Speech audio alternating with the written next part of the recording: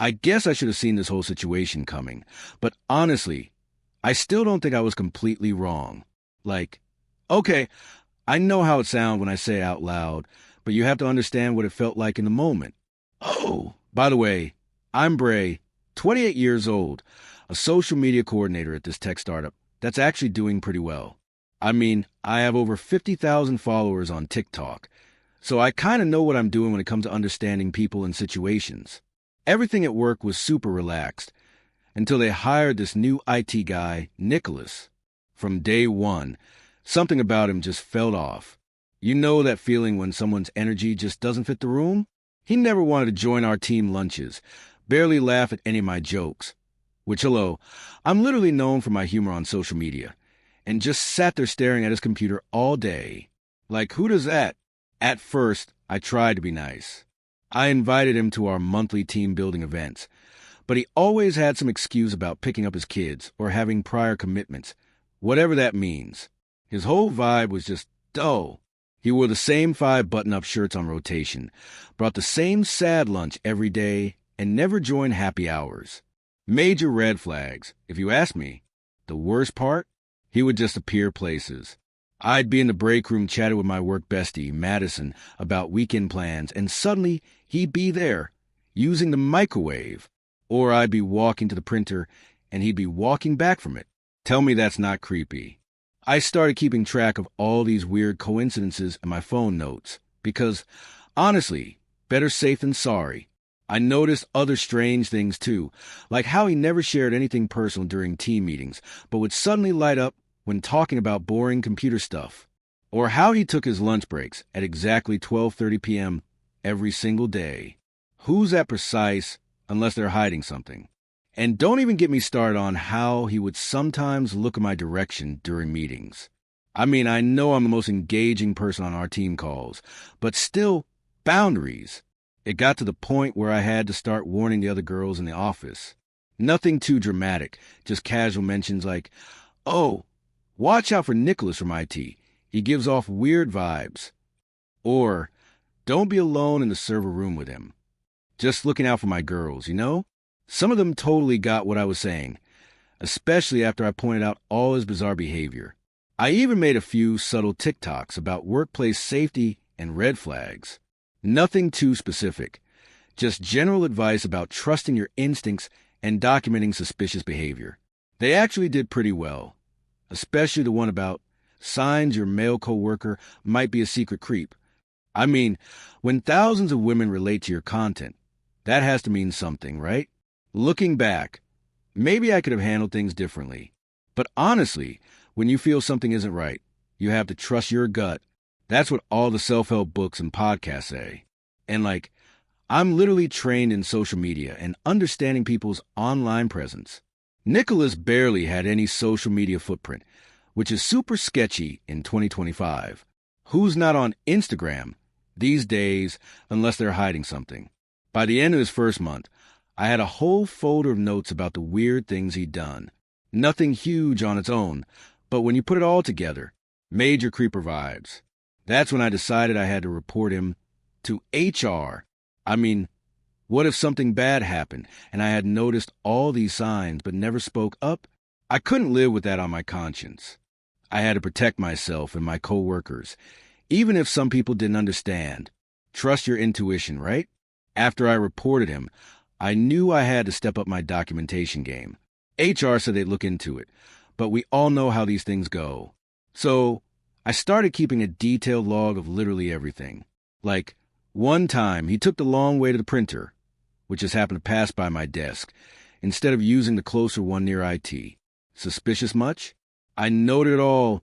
Timestamps, locations, what he was wearing, same blue button up for the 3rd time that week, by the way, everything. I started sharing my concerns with more people, too, especially the newer girls. Like, when we hired this fresh-out-of-college girl, Kenzie, I made sure to pull her aside on her first day, just so, I told her, be careful around Nicholas from IT. He's got this whole quiet, nice guy act, but something's definitely off. I was just being a good work mentor, The more I watched him, the more obvious it became. He always positioned himself where he could see multiple people's screens, using the classic IT excuse about monitoring network activity or whatever. And he was constantly writing things down in this little notebook. He claimed it was for work tasks, but who even still uses paper in 2025? Major Patrick Bateman energy. Things really started getting tense when I created our office girls group chat, Workplace Warriors. I mean, it was mainly for sharing lunch plans and cute outfit pics, but also became a space where we could warn each other about Nicholas's movements. Like, he's in the break room again, or watch out, he's doing his weird afternoon walkthrough. Some of the other girls started noticing things too, especially after I pointed them out, like how he never really joined our conversations, but always seemed to be within earshot, or how he'd offer to help with computer issues a little too quickly. I mean, that's literally his job, but still, kind of eager, don't you think? I even started documenting when he wasn't acting suspicious, because that was suspicious too, right? Like, one whole day, he barely left his desk, except for his weird scheduled lunch break. Obviously, he was trying to throw off my documentation. Plus, he kept declining invites to team social events with his single dad excuses. I mean, if that's even true. Kind of weird to keep bringing it up. The whole situation was really starting to affect my work. I had to rearrange my desk so I could see him coming. Started taking different routes to the bathroom and even changed my lunch schedule. Some people, like my work friend Taylor, said maybe I was being a little too intense about it, but she wasn't the one who had to deal with his energy. Every single day, aside from my TikTok series about toxic workplace red flags, engagement was skyrocketing. Clearly, other women were resonating with my content. Then it happened. The moment that confirmed I had been right all along. At least, that's what I believed at the time. I was in the break room with Madison and Kenzie, showing them this hilarious TikTok about workplace creeps, when Nicholas walked in. As usual, he barely acknowledged us, heading straight for the microwave with his pitiful little lunch container. I was mid-sentence, discussing how my content was raising awareness about toxic workplace behavior, when he turned around and, I kid you not, bumped right into me. Excuse me? Ever heard of personal space? I froze for a moment, then instinctively grabbed my phone and started recording. This is exactly what I've been talking about. I announced loud enough for everyone to hear. This kind of behavior has been happening for months, and I'm literally shaking right now. Nicholas just stood there, looking like a deer caught in headlights, still clutching his ridiculous little lunch container. I am sorry, he mumbled, his voice low and awkward. I didn't see you there. As if I had been tracking his suspicious behavior for months, and now I finally had proof on camera. You didn't see me? I scoffed. I've seen you watching me for months. Everyone has noticed it. You think we don't talk about how creepy you are. My hands trembled, but I kept recording. Madison edged away. Totally unfair how she later claimed she felt uncomfortable with my reaction. But Kenzie? She stayed right by my side. The break room went silent. Nicholas attempted to leave, but I stepped in front of the door. No, we're dealing with this right now. I folded my arms. I have documentation of everything. The staring, the lurking, the strange behavior. I have timestamps. My voice rose. But sometimes you have to make a scene to be heard, right? That's when our team lead, Sarah, walked in and tried to defuse the situation. Asterisk or whatever asterisk. But I was on a roll. I went live on Instagram, right then and there, telling my followers how this was a textbook example of workplace harassment and how women needed to stand together. The video blew up, 10K views in an hour. Then HR called me in almost immediately. I came prepared, bringing my entire folder of evidence. Screenshots from our Workplace Warriors chat documenting his suspicious patterns, recordings of him hovering near my desk, asterisk sure, he would just walk into printer, but still asterisk, and timestamps of every uncomfortable interaction. I even showed them my TikToks on workplace safety, which had hundreds of supportive comments. But then HR started asking these ridiculously victim-blaming questions, like, asterisk, has he ever actually said anything inappropriate? Asterisk or asterisk.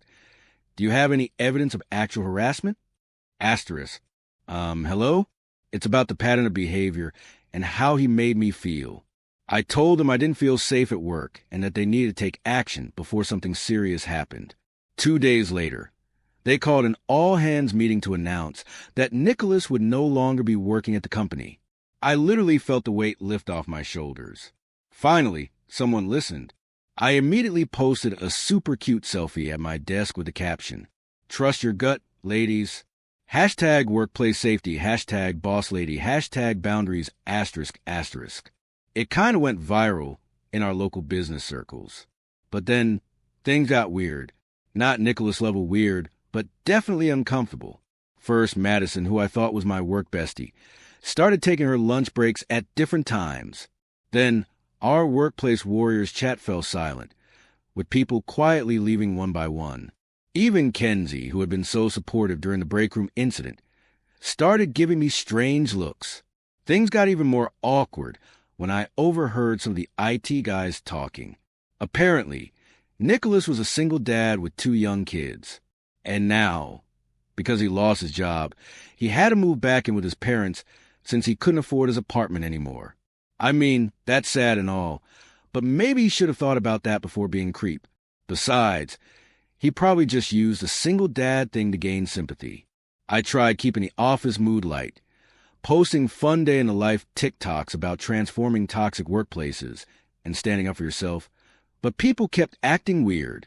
Sarah from HR even pulled me aside to talk about workplace communication and asterisk making accusations without evidence. Asterisk whatever that means. The final straw? I found out Nicholas had been the one staying late to help Janet from accounting recover her lost presentation a week before he left. And apparently, he had been coming in early to assist the cleaning staff with their computer issues because they didn't speak much English. But that's classic predator behavior, right?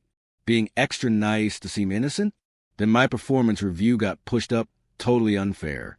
They brought up creating a hostile work environment and inappropriate use of social media. Excuse me? I was literally just protecting myself and other women. They even had the audacity to suggest I take sensitivity training courses. Some co-workers started blocking me on social media, which was super toxic of them. And then, get this, someone from Nicholas's old company reached out. They said he had worked there for 6 years with 0 complaints and had even won an award for most helpful team member or whatever. But that just proved how good he was at hiding his true nature, right? Then I found out something that made my stomach drop, but not because I was wrong. Sarah from HR accidentally let it slip during one of our workplace meetings. Harmony discussions were beyond frustrating when I found out that Nicholas was actually on the autism spectrum. He had disclosed it during the hiring process, but chose to keep it private. Apparently, all those unusual behaviors I had documented were just his way of coping with social anxiety and sensory issues, eating the same meal daily due to food sensitivities, taking scheduled breaks as part of his routine to manage stress, avoiding the noisy marketing department due to sound sensitivity, and always looking at screens because, well, that was literally his job. He also struggled with making eye contact and wrote in his notebook to keep track of tasks since his mind processed information differently. But here's the thing. How was I supposed to know any of this? If he had just been transparent about a condition instead of being so secretive, none of this would have happened. I mean, I'm not discriminatory or anything. I literally posted about Neurodiversity Awareness Month last year with some cute puzzle piece graphics. Things only got worse when people started sharing more details about him. The cleaning lady, Maria, was in tears talking about how he'd been teaching her English during their early morning computer sessions. And those so-called suspicious notes? They were reminders to ask co-workers about their families and pets because he wanted to be friendly but had trouble remembering social details. Someone found his LinkedIn, and it turned out he had been volunteering his IT skills for domestic violence shelters in his spare time. Like, okay, that's admirable and all, but also kind of ironic considering how unsafe he made me feel. And sure, maybe those times he hovered near my desk, he was actually heading to assist other people with tech issues. But how was I supposed to know that? The worst part was when his kid's school reached out to our company about an education fund they had set up for him. Apparently, he had been working extra shifts at a computer repair shop on weekends to save for their college, but now he couldn't even afford their after-school programs. The school's email got forwarded to the entire company by mistake, and suddenly, everyone was looking at me like I was the villain. Even my TikTok followers started turning on me after someone found Nicholas's old Instagram, just pictures of his kids and his volunteer work at an animal shelter. People were commenting things like, "This is the creepy guy? She ruined his life just because he was awkward." But they weren't there. They didn't feel what I felt. Look, I know how this all sounds now. I've lost nearly 10K followers, had to disable comments on most of my socials, and basically no one at work will talk to me unless absolutely necessary. I even had to make my accounts private after Nicholas's sister made a viral TikTok about workplace bullying, totally twisting the narrative. I tried to post a mature, self-reflective message about the situation, learning and growing every day. Sometimes our triggers are about us, not them, but always trust your gut. But people were still so vicious in the comments that I had to delete it. Someone even started a LinkedIn thread about workplace neurodiversity awareness that was obviously about me, even though they never mentioned my name. HR put me on a performance improvement plan, which is completely ridiculous. They're making me take sensitivity training courses and workshops on workplace inclusion and unconscious bias. I get that Nicholas wasn't exactly who I thought he was, but how was I supposed to know? If anything, this situation proves that companies need better transparency about these things. The worst part is how everyone is acting like I'm the antagonist. Sure, maybe he wasn't actually being creepy, but my feelings were real. I genuinely felt uncomfortable. Doesn't that count for anything? Everyone is so focused on how he lost his job and had to move back home. But what about my mental health through all of this? I'm the one who has to live with everyone treating me like I did something wrong. I've started looking for new jobs because, obviously, this workplace has become completely toxic. People are walking on eggshells around me. HR is monitoring all my social media, and I'm being excluded from lunch plans. I even heard someone started a GoFundMe for Nicholas's kids' college fund, and half the office donated. Talk about passive-aggressive. Some people suggested I should reach out to Nicholas and apologize. But for what? Being cautious? Prioritizing my safety? Standing up for myself? Besides, his sister posted that he's found a better job with a more inclusive company that actually values him. So maybe I did him a favor. Everything happened for a reason, right? If there's a lesson in all of this, it's that people should be more upfront about their conditions or whatever. I still think some of his behaviors were unusual, autism or not. And sure, maybe I could have handled some things differently. But I was just trusting my instincts. That's what all the self-help books tell you to do. At the end of the day, I have to live with what happened. But so does everyone else who rushed to judge me without considering my perspective.